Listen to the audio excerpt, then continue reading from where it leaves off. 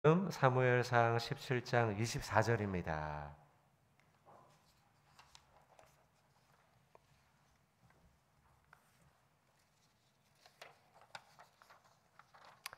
사무엘상 17장 24절부터 40절까지의 말씀입니다. 저거 한 절씩 교독하고 마지막에 같이 합독하도록 하겠습니다. 이스라엘 모든 사람이 그 사람을 보고 심히 두려워하여 그 앞에서 도망하며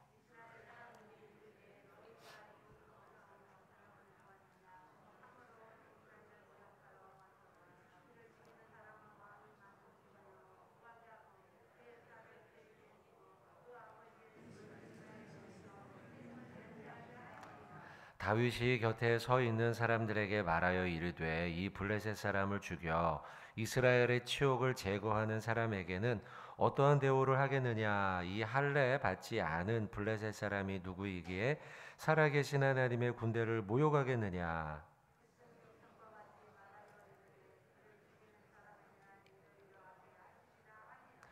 큰형 엘리압이 다윗이 사람들에게 하는 말을 들은지라 그가 다윗에게 노를 바라여 이르되 내가 어찌하여 이리로 내려왔느냐. 들에 있는 양들을 누구에게 맡겼느냐. 나는 내 교만과 내 마음의 완악함을 아노니 내가 전쟁을 구경하러 왔도다.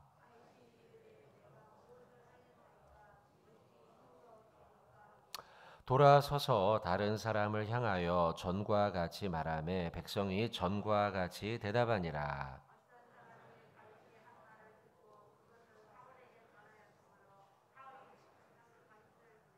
다윗이 사울에게 말하되 그로 말미암아 사람이 낙담하지 말 것이라. 주의 종이 가서 저 블레셋 사람과 싸우리다 하니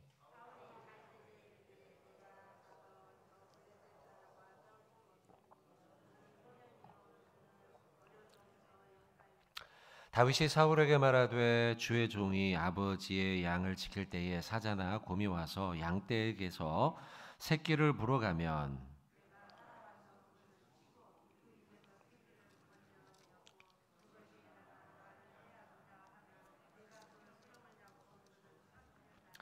주의 종이 사자와 곰도 쳤은즉 살아계시는 하나님의 군대를 모욕한 이 할례 받지 않은 블레셋 사람이리까 그가 그 짐승의 하나와 같이 되리이다.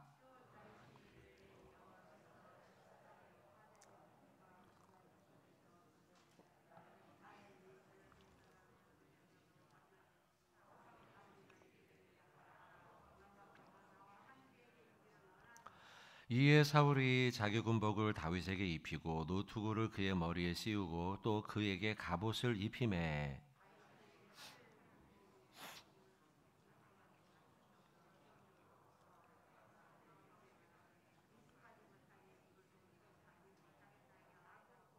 같이 합독합니다. 손에 막대기를 가지고 시내에서 매끄러운 돌 5을 골라서 자기 목자의 제구 곧 주머니에 넣고 손에 물매를 가지고 블레셋 사람에게로 나아가니라. 아멘. 자, 우리 옆에 분들과 인사하겠습니다. 말씀의 은혜 많이 받으시기 바랍니다. 네, 많이 은혜 받으시기 바랍니다. 감사합니다, 여러분들. 자, 오늘 우리가 보는 말씀은 골리앗과의 싸움의 말씀입니다. 우리 어린이들도 조금 앉아 있고요. 또 우리가 익숙하게 알고 있는 본문인데요. 그 가운데서 오늘의 말씀의 은혜를 조금 또 우리에게 주시는 말씀이죠. 두 가지를 좀 나눠보도록 하겠습니다. 첫 번째는 하나님을 신뢰함으로 우리가 담대한 성도가 되어야겠다는 말씀입니다. 다윗이 얼마나 담대한가. 상대편은 전쟁터에 아주 이골이 나 있는 그런 군사이고 또 덩치도 좋고 싸움도 잘하는 그런 사람이었습니다. 그럼에도 불구하고 다윗은 전혀 두려워하지 않아요. 우리가 읽었던 37절의 말씀을 보십시오. 또 다윗이 이르되 여호와께서 나를 사자의 발톱과 곰의 발톱에서 건져내셨은즉 나를 이 블레셋 사람의 손에서 건져내시리이다. 얼마나 믿음이 담대합니까? 사울이 다윗에게 이르되 가라 여호와께서 너와 함께 하시기를 원하노라 하면서 축복하는 말씀이 나오죠. 담대한 그의 모습을 볼 수가 있어요. 또한 26절의 말씀을 보시면 다윗이 곁에 서 있는 사람들에게 말하여 이르되 이 블레셋 사람을 죽여서 이스라엘의 치욕을 제거하는 사람에게 어떠한 대우를 하겠냐 물어봅니다. 이 할례 받지 않은 사람 블레셋 사람이 누구기에 살아계신 하나님의 군대를 모욕하겠느냐. 그의 말투를 보면은요 의분에 가득 차 있지 않습니까? 하나님에 대한 그 의로운 분노, 그가 지금 그 마음 가운데 가득 차 있죠. 담대한 용기를 볼 수 있어요. 아까 우리가 읽은 것처럼 36절, 37절의 말씀, 36절도 한번 더 보십시오. 주의 종이 사자와 곰도 쳤은즉 살아계신 하나님의 군대를 모욕한 이 할례받지 않은 저 블레셋 사람, 저도 짐승과 같이 될 것이다. 이제 죽게 될 것이다 라는 것이죠. 말투를 보면 26절과 36절의 말투를 보면 다윗의 이 말투 속에는 거룩한 분노, 의로운 분노, 의분이 지금 가득 차 있어요. 읽다 보면은 어떤 모습이 연상되냐면 제 머릿속에 어린아이인데요. 다윗이 어리지 않습니까? 소년이었고요. 또 아까는 나중에는 또 보면 옷을 입혀주잖아요. 사울의 옷을. 사울도 등치가 컸죠. 그 옷을 입히니까 이게 부자연스러워서는 못하겠다고 옷을 벗는 장면이 나오죠. 그런 거로 보았을 때 덩치가 그렇게 크지 않았을 거예요. 그리고 나이도 청소년의 시기, 소년의 시기였단 말이죠. 어렸단 말이에요.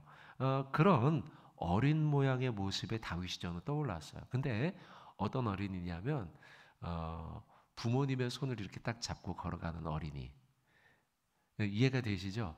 그러니까 어린이는 어린이에요. 작아요. 작은 소년에 불과한데 아빠, 믿을 수 있는 아빠의 손을 탁 잡고 걸어가니까 마음속에 어떤 생각이 드냐면 이 다윗이 내가 아빠 손만 붙잡고 가면 뭐 무서울 게 없네. 이런 모양이에요. 마치. 다윗은 지금 전쟁터에서 그런 모습으로 지금 골리앗 앞에 거룩한 분노, 의분을 지금 드러내고 있어요. 너가 도대체 뭔데 우리 아버지를 욕하는 거야? 너가 도대체 뭔데 우리 하나님 아버지한테 이렇게 함부로 하는 거야? 그러면서 36절에 말씀한 게 끝에 나오죠. 블레셋 사람이 누구이기에 살아계신 하나님의 군대를 모욕하겠느냐라고 지금 다윗은 말씀하고 있어요. 여러분 객관적인 전력으로 보면 질게 뻔합니다. 이길 수가 없어요. 블레셋은 엄청난 전투의 전사예요. 이길 수가 없는 상대예요. 그럼에도 불구하고 다윗이 담대할 수 있었던 건 다윗은요 하나님의 도우심을 확신했어요. 하나님이 나를 도울 게 분명하다. 하나님은 전능하신 분이며 전쟁에 능하신 분이다. 그게 아까 우리가 읽었던 36절이죠. 주의 종이 사자와 곰도 쳤은즉 이라는 거죠. 그리고 34절과 35절에 자신이 직접 경험했던 그 곰과 사자를 이겼던 경험들을 예로 들고 있습니다. 그러면 하나님은 어떤 분인가? 다윗이 그렇게 직접 경험했고요. 실제 이스라엘의 역사 속에서 하나님은 전쟁에 능하신 분으로 묘사가 됩니다. 실제 전쟁터에서 하나님은 이스라엘 백성들을 구원하셨어요. 우리가 잘 아는 것처럼 홍해를 건널 때도 그러죠. 애국 군대가 막 쫓아오지 않습니까? 애국 군대가 막 쫓아오는 가운데 우리는 끝났구나 생각이 들었는데 하나님이 어떻게 하셔요? 홍해를요 갈라지잖아요. 가르게 만드시고 그리고 그 홍해를 건너게 하시고 애국 군대는 어떻게 됩니까? 홍해 속에 수장되죠. 갈라졌던 그 홍해 사해를 이스라엘 백성들이 건너고 난 다음에 막 쫓아오는 애국 군대에 물속에서 하나님이 물을 덮어서 죽게 만드시고 그 애국 군대를 이기게 하시죠. 당시에 이스라엘 백성들은 군사력이 없었어요. 그냥 도망치던 자들이죠. 조직된 군대도 없었어요. 그런데도 불구하고 그 많았던 애굽의 마병과 말들을 다 물속에 잠그시고서 전쟁에 승리하게 하셨다는 거죠. 또 여러분 어제 우리가 잠깐 봤던 말씀인데 열왕기하 한번 봅시다. 열왕기하 19장 35절이에요. 어제 잠깐 봤습니다. 이 본문을요. 열왕기하 19장 35절인데 이 본문은 그 히스기야 왕 시대 때 아수르의 왕 사네립 이 랍사게이제 사네립 랍사게 이들이 와서 이스라엘을 완전히 멸망시키기 일보 직전이에요. 이제 이 성을 이렇게 가둬놓고서요 가둬놓고서 군대가 그 주변을 삥 둘러가지고 엄청나게 많은 군사력, 당시 아수르는 그 근동아시아 지역을 패권을 잡았던, 지금으로 치면은 중국이나 미국과 같은 나라예요. 그리고 이스라엘은 조그마한 나라였죠. 그리고 조그마한 성, 우리로 치면 서울과 같은 그 수도 하나만 남은 거예요. 지금 끝장나기 일부 직전입니다. 그런데 결국 하나님이 그들을 어떻게 만드느냐. 자, 35절 같이 한번 읽어볼까요? 시작. 이 밤에 여호와의 사자가 나와서 아수르 진영에서 군사 18만 5천 명을 친지라. 아침에 일찍이 일어나 보니 다 송장이 되었더라. 자, 그 밤에 여호와의 누구가요? 사자가 나와서, 그러니까 이스라엘 백성들이 나가서 싸운 게 아니에요. 지금 이스라엘 백성들은 성 안에 꼼짝없이 갇혔어요. 그리고 이제 먹을 것도 떨어지고 군사도 식량도 떨어지고 왜 난리가 난 상황입니다, 지금. 그런데 여호와의 사자가 나와서 상대 아수르 진영의 군대를 치신 거예요. 그리고 난 다음에 그들의 형편이 어떻게 되냐? 35절 끝에 아침에 일찍이 일어나 보니 다 무엇이 됐습니까? 송장이 되었다. 전염병이 돌았든 아니면 질이 멸렬했든 어떤 방법으로든 간에 하나님의 사자가 나서 그들을 쳤고 다음날 아침이 되니 그들이 모두 송장이 됐다. 하나님은 이와 같은 분이에요. 믿으시죠, 여러분? 하나님의 능력은, 전쟁에 능하신 손이 일어나면 상대는 끝장나는 것이죠, 여러분. 자, 여러분 또한 우리가 잘 아는 것처럼 기드온의 용사 300명밖에 안 돼요. 그러나 상대편에 그렇게 많은 그 수많은 미디안의 군사들을 뭘로 이깁니까? 나팔 소리, 항아리, 횃불, 이걸로 막 치니까요, 상대가 막 정신이 막 미쳐 도는 거죠. 그래서는 그만 자기들끼리 싸우다가 끝나버리고 멸망해버린 것이죠. 여러분, 이뿐입니까? 예수님께서는 누가복음 8장 24절에 바다를 향해 잠잠해라 하니 바다가 잠잠해져요. 그러니까 하나님의 능력은 끝도 없어요. 홍해를 가르시고 또 아수르의 군대를 무찌르시고 미디안 군대를 무찌르시고 바다까지 잠잠케 하고, 하나님의 능력이 이러니 다윗이 두려울 게 뭐가 있습니까, 여러분? 없는 거죠. 할렐루야. 아멘. 여러분, 오늘 그래서 여러분에게 드리고 싶은 첫 번째 메시지, 바로 하나님의 능력과 하나님의 도우심을 신뢰하라는 거예요. 그리고 두려워하지 마시고, 우리의 삶 속에는 오늘 본문에 나오는 골리앗과 같은 세상이 우리를 도전할 수 있어요. 넌 안 돼. 우리의 마음을 겁먹게 만들 수 있어요. 그러나 오늘 골리앗과 다윗의 이 싸움을 통해서 우리가 깨달아야 할 바는, 하나님은 우리를 도우시는 분이구나. 하나님은 우리를 도우시니 두려워하지 말고 담대하라. 이 말씀을 저와 여러분이 오늘 하루 붙잡고 성령 충만하여서 담대하게 살아가는 저와 여러분 되어야 할 줄로 믿습니다. 자, 여러분 시편 말씀 한번 봅시다. 시편 54편입니다. 담대함에 대한 말씀, 우리가 이 말씀 한번 꽉 붙잡고 살아가야겠습니다. 시편 54편 4절 말씀입니다. 시편 54편 4절의 말씀, 같이 한번 우리 이 구절 함께 힘껏 한번 봉독하도록 하겠습니다. 하나님은 나를 돕는 이시며 주께서는 내 생명을 붙들어 주시는 이시니이다. 아멘. 한 번 더 우리 봉독하겠습니다. 하나님은 나를 돕는 이시며 주께서는 내 생명을 붙들어 주시는 이시니이다. 아멘. 하나님은 나를 돕는 분인 줄로 믿습니다. 자, 우리 한 구절 더 보겠습니다. 시편 121편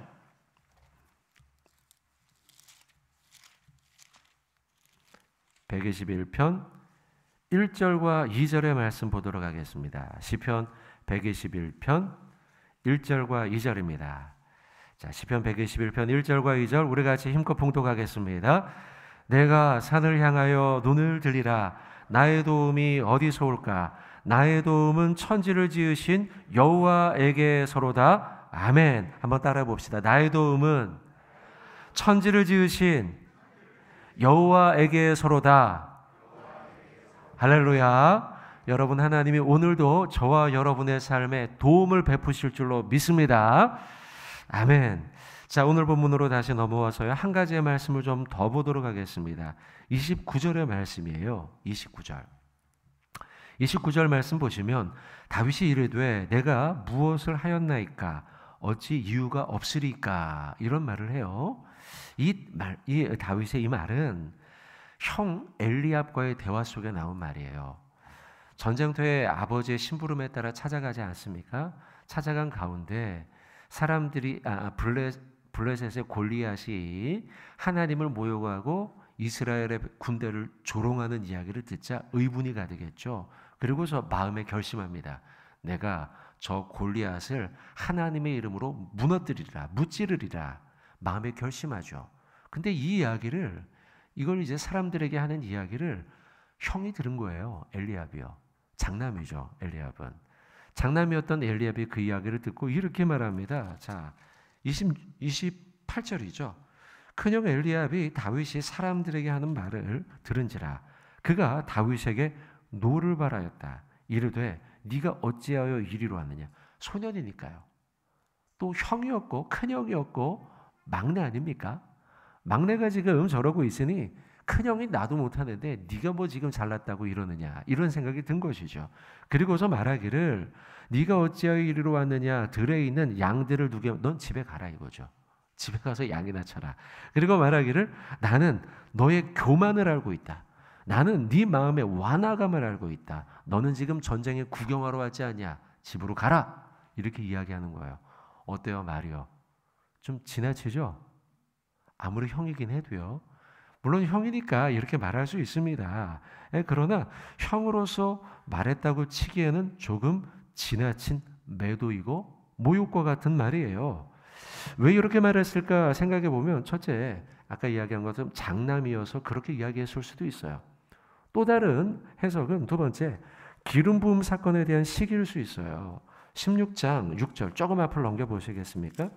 16장 6절의 말씀을 보면 사무엘이 이새의 집에 찾아와서 다윗을 기름 붓는 사건이 있었죠. 그런데 원래 기름 부음의 사건의 차지는 다윗이 아니었어요. 가정으로 치면.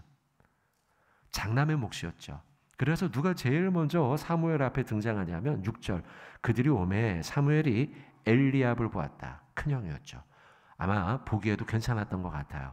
왜냐하면 6, 7절의 말씀을 보면 그의 용모와 키를 보지 말라라고 해놓은 것으로 볼 때에 용모나 키와 그의 겉모습이 꽤나 준비된 사람처럼 보였던 것이죠. 그러나 7절의 말씀 끝에 계속 보시면 내가 이미 그를 버렸다. 이 말은 물론 사울을 향한 말이긴 합니다만 엘리압 보고도 한 말입니다. 그래서 결국 이런 말을 하죠.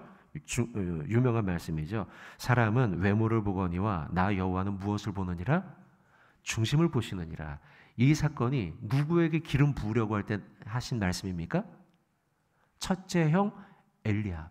그 엘리압이 오늘 보면 28절에 다윗에게 노를 바라고 너 집으로 가라. 너 지금 집에 있는 양이나 쳐라. 너의 교만과 너의 완화감을 알고 있다. 이렇게 말하게 된 배경의 일부일 수 있다는 거죠. 우리가 사람의 마음은 다 알 수 없지만 많은 주석가들이 그런 해석을 합니다. 셋째는요. 14장 6절이에요. 조금 더 앞으로 가보십시오. 14장 6절을 보면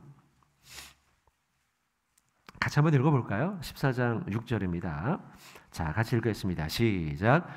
요나단이 자기의 무기를 든 소년에게 이르되 우리가 이 할례 받지 않은 자들에게로 건너가자. 여호와께서 우리를 위하여 일하실까 하노라. 여호와의 구원은 사람이 많고 적음에 달리지 아니하였느니라. 아멘. 자, 다윗과 절친이었던 요나단 비슷한 면이 많아요. 다윗도 지금 오늘 본문에 이길 수 없는 전쟁이에요. 인간의 관점으로 보면 골리앗과의 전쟁. 근데 방금 읽은 14장 6절에 나오는 요나단 역시 절친인데 요나단 역시 이길 수 없는 전쟁에 뛰어들어요. 누굴 믿고요? 6절 누굽니까? 여호와를. 여호와께서 우리를 위하여 일하실까? 이렇게 선언을 하고 여호와의 구원은 사람에게 많고 적음에 달려있지 않다라고 말하면서 적진에 홀로 뛰어듭니다. 그리고 이 전쟁을 승리로 이끄는 1등 공신이 되죠. 이 사실에 대해서 이스라엘 백성들은 다 알고 있어요. 왜냐하면 나중에 꿀 먹은 거 이야기 있지 않습니까? 그죠? 그래서 그것 때문에 요나단이 죽을 뻔했던 그 사건 아시죠? 그죠? 그 사건처럼 이스라엘 백성들은 이 사건에 대해서 다 알고 있어요. 그러면 엘리압도 알았을까요? 엘리압도 다윗의 큰형 알았을까요? 당연히 알았겠죠. 물론 시간이 조금 흐른 뒤입니다. 10년 가까이 흐른 뒤이지만 워낙 유명한 사건이었어요. 왕자가 죽을 뻔했던 사건이니까요. 그리고 이걸 말렸던 게 사울이 죽으려고 했지만 이걸 말렸던 게 누구였어요? 그때 백성들이었잖아요. 그러니까 당시의 백성들은 이 사건을 모를 리가 없어요. 그리고 그 전쟁을 요나단의 능력으로 이긴 게 아니라 하나님의 능력으로 이겼다는 사실 다 알고 있죠. 여호와께서 도우시리라. 그렇다면 엘리압은 믿음의 눈으로 다윗의 골리앗 전쟁에 뛰어들었던 이 용기를 그는 받았어야 되는 거죠. 그럼에도 불구하고 그가 지금 동생에게 너 교만하다, 너 완악하다, 너 집으로 썩어져라 이렇게 이야기하는 건 과도한 간섭이요, 매도요, 믿음에 대한 모욕이라는 것이죠. 하나님의 도우심에 대해 그는 지금 전혀 인지하지 못하고 있어요. 그러면 다윗 입장에서요, 이런 말을 들으면 어때요? 기분이 좋아요, 나빠요? 여러분이 그런 이야기 들으면 좋겠어요, 나쁘겠어요? 나쁘죠, 당연히요. 화가 날 법하죠. 그런데요, 29절에 보세요. 다윗이 이르되 내가 무엇을 하였나이까? 어찌 이유가 없으리까?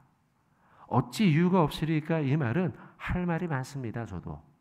저도 얘기할 게 많습니다. 이거예요. 그런데 그 말 딱 두 마디만 하고서 30절에 보시면 바로 돌아서서 다른 사람을 향하여 전과 같이 말하고 골리앗과의 전쟁에 바로 뛰어듭니다. 글쎄요, 우리들 같으면 형이 나를 저렇게 매도하는 이야기를 듣고 또 사람들 앞에 창피와 무안을 당하지 않았습니까? 사람들 앞에서 이렇게 얘기를 했으니까요. 그러면 형과 다툴 것 같아요. 형, 지나친 거 아니야? 나한테 어떻게 그렇게 말할 수 있어? 나는 지금 이스라엘 백성들이 모욕당하는 걸 참을 수 없어서 하나님의 이름으로 나가려고 하는 거예요. 그럼 형이 도와줘야 이렇게 말해야 되는데 그렇게 말을 안 하고 자신의 마음을 다스리고 있어요. 거룩한 전쟁터에 나가기에 앞서서 지금 다윗은 내가 어찌 할 말이 없겠습니까? 그러나 저는 더 이상 말하지 않겠습니다. 일단 하나님의 이름으로 전쟁터에 나가겠습니다 라고 말하고 더 이상 인간적인 말을 거두어 드렸단 말이죠. 다시 말하면 자아를 다스려요. 내 말을 다스리고 나의 생각을 다스리고 나의 중심을 다스려요. 그리고 하나님의 사명을 끝까지 마무리합니다. 여러분, 다윗의 이 29절의 이 태도를 보면서 우리도 나 스스로를 다스림으로 하나님의 사명을 끝까지 마무리하고 완수하는 하나님의 사람이 되어야겠다. 할렐루야. 여러분, 우리가 다윗과 같은 이러한 자신을 다스리는 사람이 되어야겠다는 거예요. 만약에 다윗이 여기에서 형에게 대꾸하면서 말다툼했다면 어떻게 됐을까요? 추한 형제 간의 말다툼과 싸움으로 번지지 않았겠습니까? 그리고는 화가 나서요, 에이, 나 안 해, 이렇게 말하고 집으로 왔을 수도 있는 거예요. 그리고 엘리압이 막 동생에게 막 욕하고 동생은 또 형에게 욕하고 말다툼으로 하나님의 역사에 집중하지 못했을 거예요. 만약에 그렇게 말다툼을 했다면 골리앗과 싸워 나가는 순간까지도 그 마음과 생각이 막 머리를 복잡하게 만들어서 하나님의 싸움에 집중하지 못하게 만들었을 수 있다는 거예요. 그러나 다윗은 스스로를 다스리고 자신의 입을 다스리고 결국은 하나님의 사명을 잘 마무리했죠. 여러분, 성경은 우리에게 늘 하나님의 사명을 맡긴 자들에게 나 자신을 먼저 다스리라 말씀합니다. 하나님의 일을 우리가 감당함에 있어서 이 땅을 살아가면서 하나님이 우리에게 맡기신 사명들이 있잖아요. 직장과 가정과 교회와 이 사명을 감당함에 있어서 너는 먼저 너의 입과 너의 생각을 다스리라 라고 우리에게 말씀하고 있어요. 여러분, 오늘도 우리가 그렇게 나 자신을 먼저 다스려서 하나님이 맡기신 사명을 끝까지 잘 감당하는 자가 저와 여러분 되어야 할 줄로 믿습니다.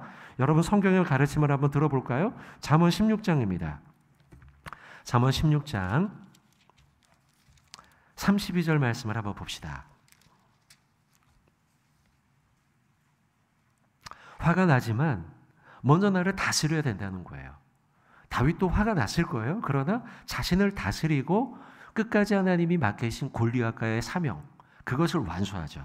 자, 잠언 16장 32절. 구약성경 929쪽입니다. 같이 한번 32절 말씀 16장 32절 봉독하겠습니다. 노하기를 더디하는 자는 용사보다 낫고 자기의 마음을 다스리는 자는 성을 빼앗는 자보다 나으니라. 아멘. 여러분, 노하기를 더디하라. 자기의 마음을 다스리라. 한 구절 더 보겠습니다. 조금 더 뒤로 넘어가면 잠언 25장 28절입니다. 잠언 25장 28절 같이 우리 봉독하도록 하겠습니다. 자기의 마음을 제어하지 아니하는 자는 성읍이 무너지고 성벽이 없는 것과 같으니라. 아멘. 오늘 다윗의 형평과 딱 맞는 말씀이죠. 만약에 자기의 마음을 제어하지 못했어요. 어쩌면 골리앗과의 전쟁터에 나아가기 전에 마지막 시험일 수도 있었어요. 엘리압의 그 말이. 그러나 그 엘리압과의 대화 속에서 다윗은 자신의 마음을 잘 제어하죠. 그리고 성벽을 무너뜨리고 전쟁을 무너뜨리고 결국은 승리하죠. 고린도후서 전서 한 번 더 보겠습니다.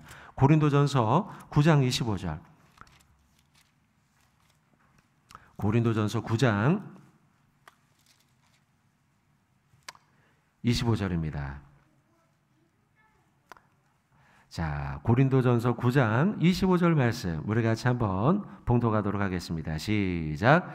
이기기를 다투는 자마다 모든 일에 절제하나니 그들은 썩을 승리자의 관을 얻고자 하되 우리는 썩지 아니할 것을 얻고자 하노라. 아멘. 여러분, 썩지 않을 승리의 면류관을 얻기 위해서 우리가 해야 할 일은 바로 절제, 참음이에요. 우리는 오늘 지난 한 주간 동안 그리고 오늘까지 우리가 특별 새벽 기도회로 모였는데 성령 강림 절기를 맞아서 우리가 지금 한 주간을 모였어요. 성령, 우리가 성령이 강림하며 성령이 충만한 삶을 추구하죠. 그러게 되길 소망해요. 맞죠, 여러분? 우리가 성령 충만하기를 소망하는데 우리가 믿는 자들이면 다 그렇죠. 성령 충만하기를 소망하면서 결국은 우리가 성령 충만할 때 나타날 역사는 무엇이냐? 성령의 열매죠. 성령의 열매 9가지를 우리는 알고 있어요. 아시죠, 여러분? 사랑과 희락과 화평과 오래 참음, 자비와 양성과 충성과 온유와 절제. 이게 성령 충만한 자들에게 나타나는 결과예요. 결과. 우리는 이런 생각을 해요. 많은 성도들이 하나님 성령을 주시옵소서 이렇게 기도하면 늘상 우리는 어떤 현상만을 생각해요. 성령의 현상들, 막 예언을 한다든지 방언을 한다든지 막 어떤 기적과 같은 일이, 특이한 일들이 일어나는 것을 이야기해요. 그리고 또 사도행전 2장에 나오는 것처럼 뭐 성령의 강하고 급한 바람, 불이 혀같이 갈라지는 것, 또 각기 다른 나라의 말로 말하는 방언. 이제 내일 우리가 주일날 이 본문을 가지고 내일과 그 다음 주 2주 동안 성령 강림절 사건에 대해서 좀 살펴볼 터인데, 근데 이 세 가지의 현상에 대해서만 우리가 너무 집중하는 나머지 강한 바람 소리, 아니면 불의 혀같이 갈라지는 뭐 현상, 아니면 방언의 이야기, 이런 것들에 집중한 나머지 이것만을 추구하려고 하는데, 사실은요 여러분, 성령 강림을 통해서 우리가 정말 집중해야 될 것은 열매예요. 성령께서 내게 그렇게 바람처럼 임하신다면 우리의 삶에 어떤 변화가 일어나야 하는 것이죠. 결국은 그것은 9가지 열매예요. 우리가 방금 쭉 나열했던 9가지의 열매 면면을 보면, 보세요. 사랑, 희락, 화평, 오래 참음, 그리고 온유, 절제, 충성, 자비, 양선, 이런 것들을 전부 다 보면 오늘 본문에 우리가 지금 봤던 자기를 다스림이에요. 맞습니까, 여러분? 결국 성령의 열매는 자기를 다스리는 거예요. 화가 날 때 화를 내지 않고 절제하는 거죠. 오래 참는 거죠. 평화를 이루고 화평을 이루는 거죠. 사랑하는 거죠. 기뻐하는 거죠. 이런 것들이 바로 성령의 열매라는 거예요. 그러고 보면 오늘 본문에 나와 있는 다윗이 형 엘리압이 너 집에 가, 너 교만하다, 너 완악하다 이렇게 말할 때 우리가 화를 낼 수 있잖아요. 형은 뭔데? 이럴 수 있잖아요, 여러분. 그런데 그렇게 하지 않고 그는 성령의 열매를 맺어요. 형의 이야기에 오래 참습니다. 그 말에 온유함으로 대합니다. 그리고 절제합니다. 하나님의 사명을 완수하기 위해서 그는 자신의 입을 절제해요. 참아낸단 말이죠. 온유함으로 대해요. 그리고 하나님의 사명을 오래 참음으로 결국 완수하죠. 그리고 그가 그렇게 절제함으로 말미암아 결국은 전쟁터에 나가서 승리하게 되죠. 자, 사랑하는 성도 여러분들, 오늘 하루 여러분들도 여러분의 입과 여러분의 마음과 여러분의 자아를 절제함으로 승리하며 하나님의 사명을 완수하는 성령 충만하고 성령의 열매를 맺는 성령의 사람 모두 되시길 주님의 이름으로 축원을 드립니다.